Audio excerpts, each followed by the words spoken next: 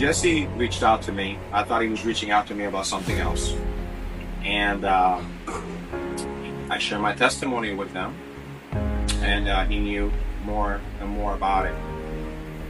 And really it's about Sandy today. And really my being here is just really a confirmation. That's it. That's really why I'm here. To confirm that God puts people in our lives that we don't know why. And I'm here to confirm that you're going to be okay.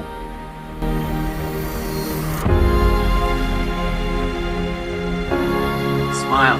You're going to be okay. Yay! Woo! You're going to be fine, Mom! Wrote on Facebook today was "I'll see you soon." I didn't mean on Skype.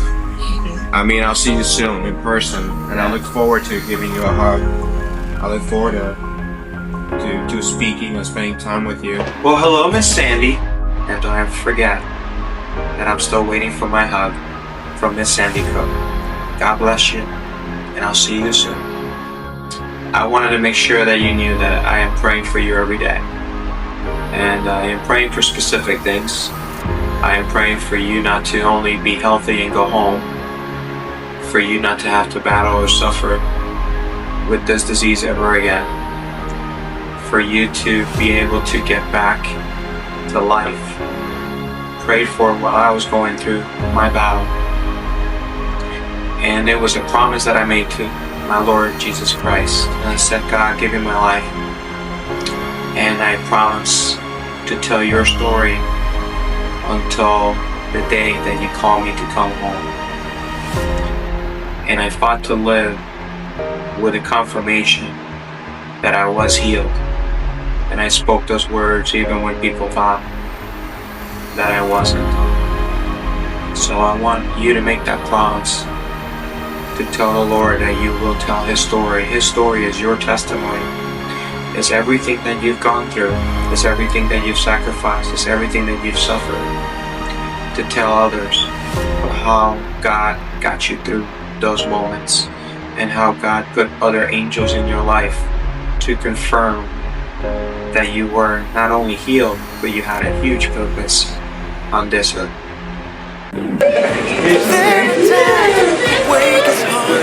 It actually happened. Finally, the moment She was laying in the hospital for 9 months talking about this hug. And David was a huge part of this recovery and her finally being here. I don't have to go. I finished early.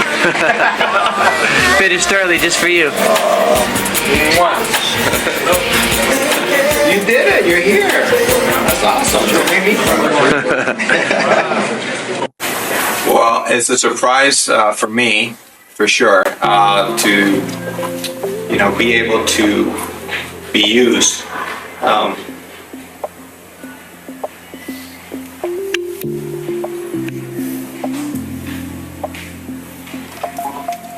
To be able to be used by God sometimes and have people come to me and ask me to pray and to see someone survive when the doctor said they can't.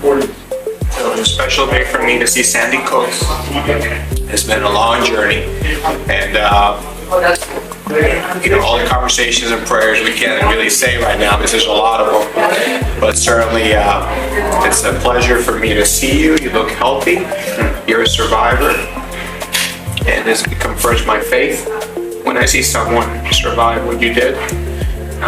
Seeing the picture, seeing you look like you didn't want to go anymore. And just believing in the love of your family. And I'm just glad. I thank God that you are alive. I thank God that my prayer was answered. And I'm glad I gave you the hug that I promised you. I said you're going to give me a hug someday. I'm glad this day is today. June 27th, 2014. 10 years ago, I had cancer at this moment in June. And I hosted the show with cancer. And in August is when I was diagnosed. I didn't tell anybody. And so 10 years later, I get to be next to a miracle. And Jesse Olinger, a special son, but a special friend. Didn't really know him 10 years ago when he competed. Talked about him, and but then years later we became friends, and through this testimony we're brothers for life. And I'm just happy that he listened to me, and I said, just continue to inspire your mom and do what you love. Find passion in life and just do what you love, because you have a big purpose. And I still believe that about Jesse. And I know that he changed as a man, as a son, as a brother.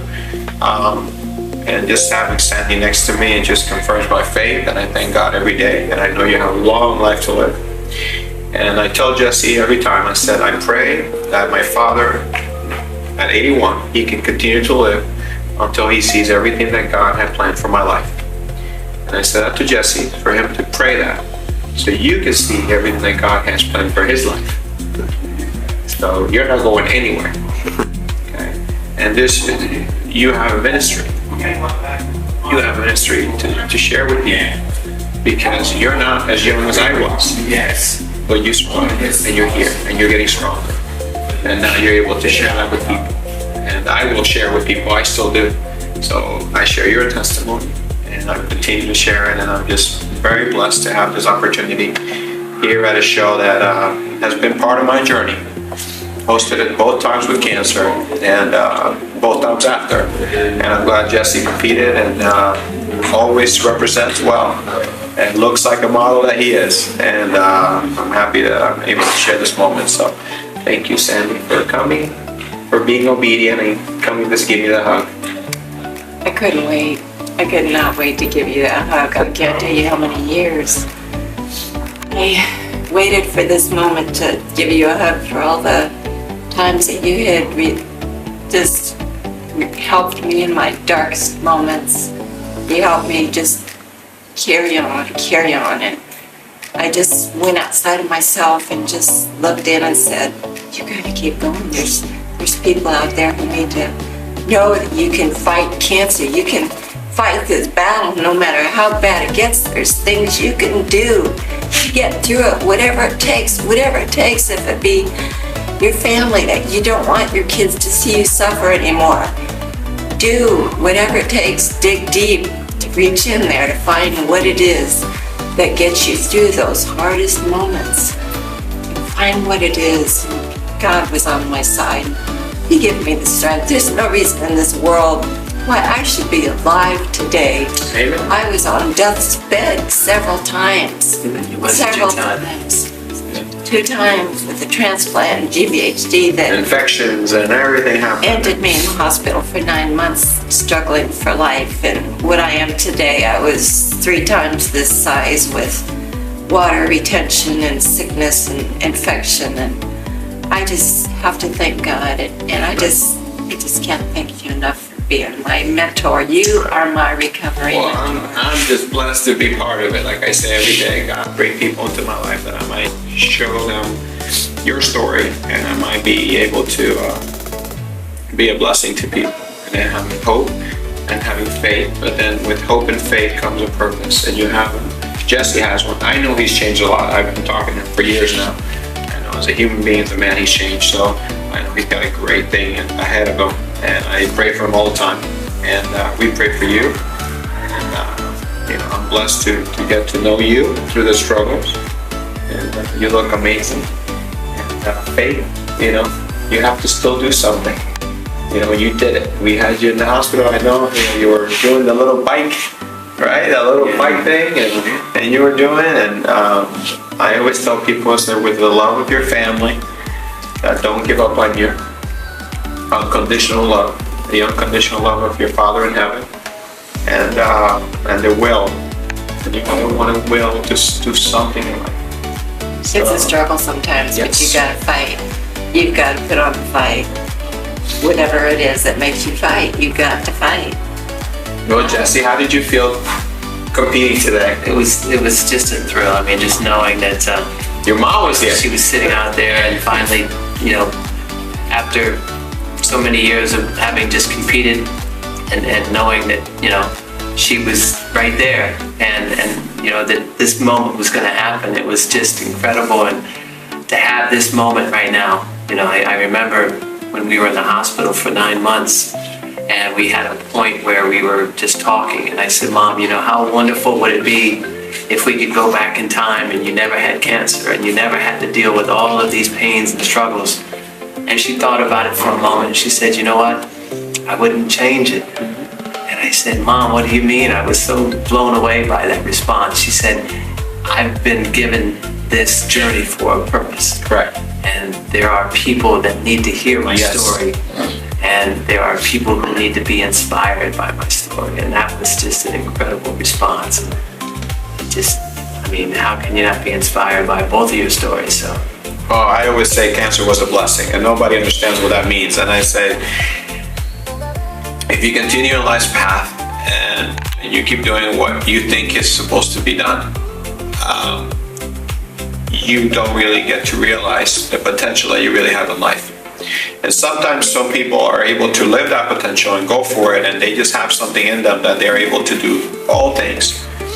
And just through prayer, and nothing ever happens. In my life, I had all this success, I had all this favor over work and clients and work or jobs or whatever. And it took cancer to wake me up and say, there's something I want to do with you. I gave you these gifts and talents not just for you to waste them or just to keep going your own way. If I had to just sit right now and continue to do what I did at 29 to what I do now, there's no way I would not do it again. You know, and like I said, cancer is not a death sentence, it's a challenge. It breaks my heart every time I go pray for somebody and they're not able to live through it. I just pray that that's something I said helped somebody, maybe their family or even them just spiritually. But when I get to meet someone that they've gone through the struggles and gone through the pain and gone through the suffering, and they meet them and see them, And finally give me my hug. and the hug. This woman rewrote the medical journals. Nobody has survived, Yes. but she survived multiple times. And it was all from her faith. It was from her supporting cast of family and friends. Yes. People like David especially. Well, things happen for a purpose, everything. There's nothing that just goes untold. And I know this is going to become something. I don't know why.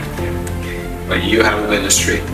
He has a ministry because he witnessed it. And, you know, it's not a church thing. I'm just saying ministry. You help people. You do something, you share. Inspire. You inspire them, you share something. And everybody in life, they say, I don't want to. I meet people that go through cancer and survive and don't talk about it.